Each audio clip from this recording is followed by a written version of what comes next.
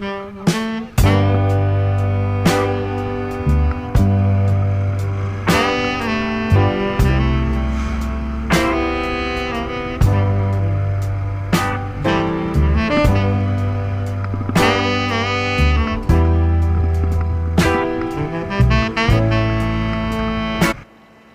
dia a todos, mais um diário de motocicleta aqui no canal Caminho. A ideia de hoje está falando sobre o ano do jubileu.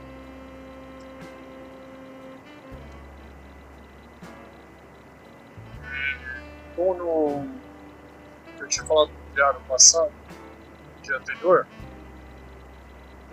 eu estava falando uma coisa assim para dar um pouco mais de ênfase que a gente já estava conversando sobre o que está acontecendo no mundo e algumas coisas que aconteceram descobrindo.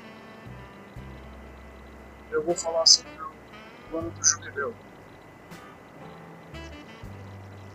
O ano do jubileu era um dos mandamentos que Moisés tinha deixado, não nem mandamentos, algumas regras, né, regras da terra. Que a terra só podia ser dividida entre os judeus quando Josué entrou na terra prometida e dividiu a terra por porções das tribos. Então elas só poderiam ser divididas, só poderiam ser vendidas entre os judeus, não poderiam ser vendidas para outros judeus de outras nações. E o que acontece ali? Para que a pessoa não ficasse muito rica, a outra ficasse muito pobre, para que um não sobreponha o outro.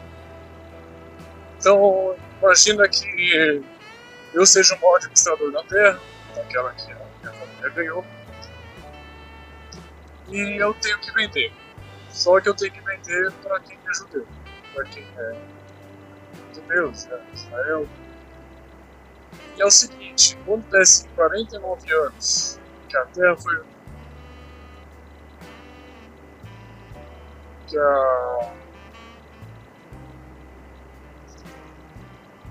que a terra foi vendida, quando desce 49 anos que a terra fosse vendida, do 49º ano até o 50º, essa terra teria que ser devolvida do dono original.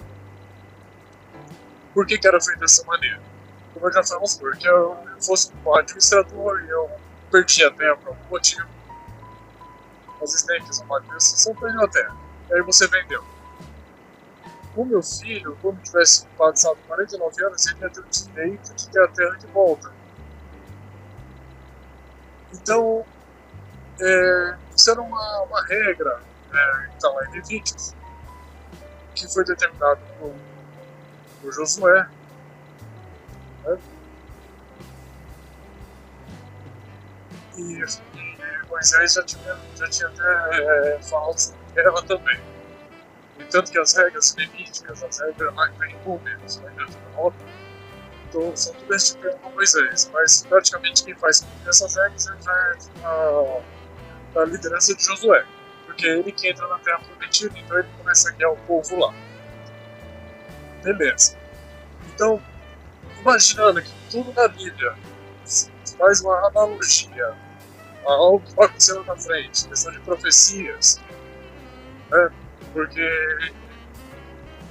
nada é feito só para um propósito, é feito para vários propósitos. Lembrando que 49, 7, 7, e tudo que a Bíblia fala são múltiplos de 7, geracionais, tempos, tudo múltiplo de 7.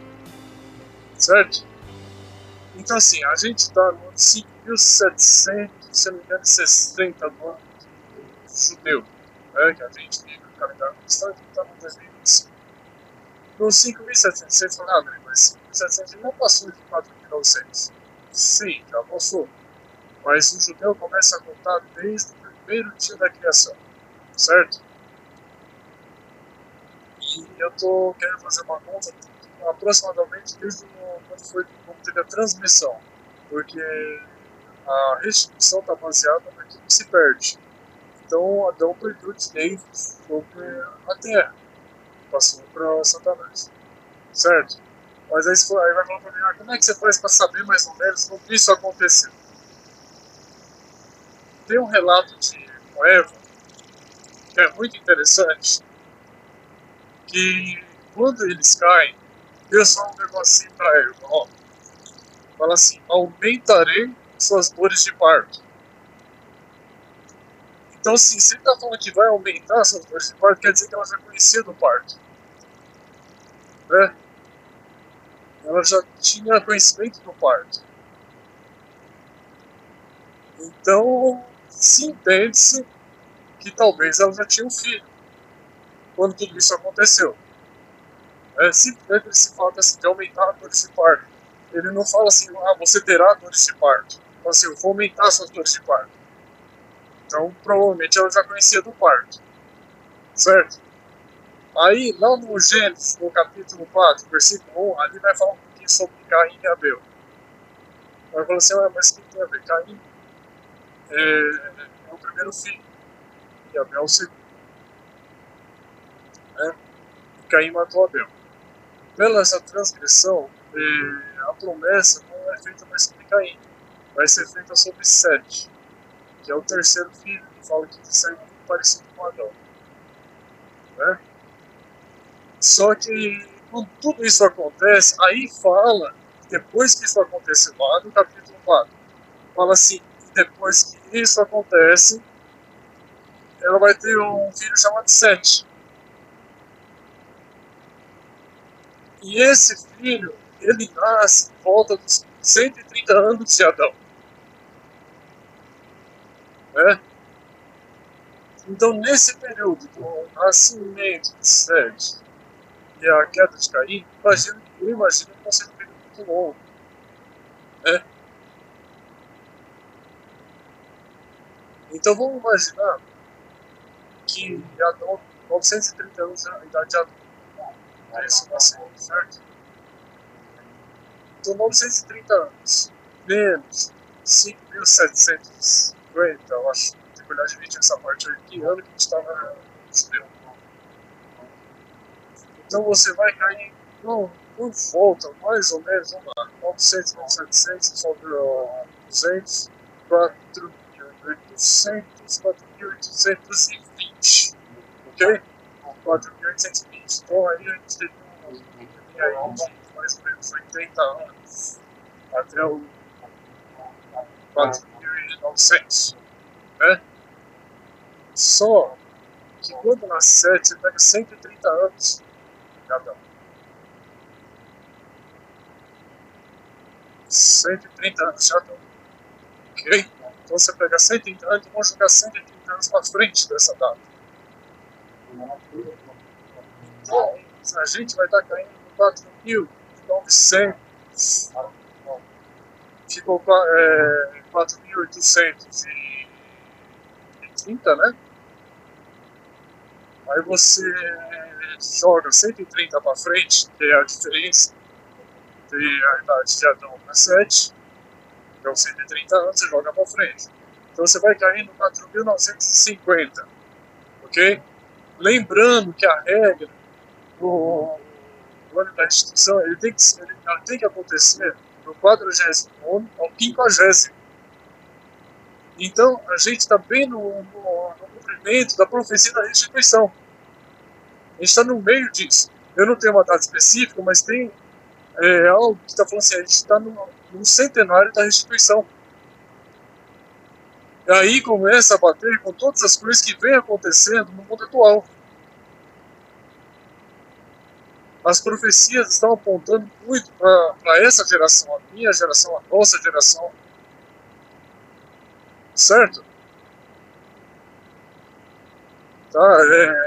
Se faz sentido para você, se também não faz, você pode escrever no comentário que eu não estou lendo. Não fala esse negócio de comentário só para encher linguiça que eu estou falando só mais para a gente poder chegar numa conclusão junto. Que para mim faz muito sentido isso.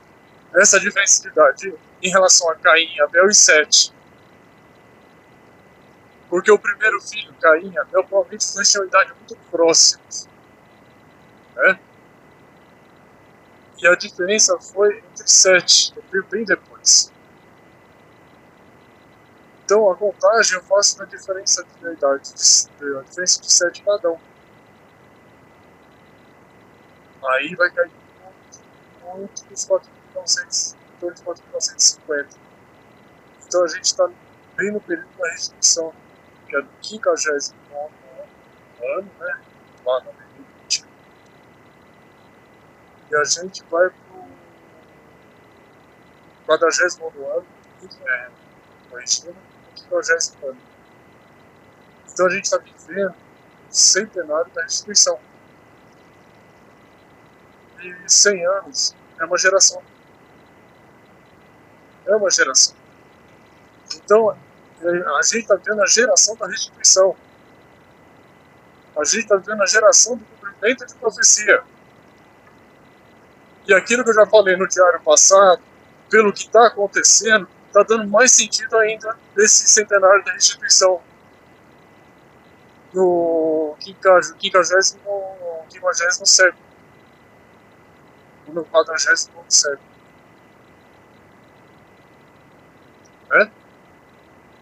Então, assim, mais algo que está apontando para a nossa geração. As coisas vão acontecer na nossa geração. Mais uma coisa.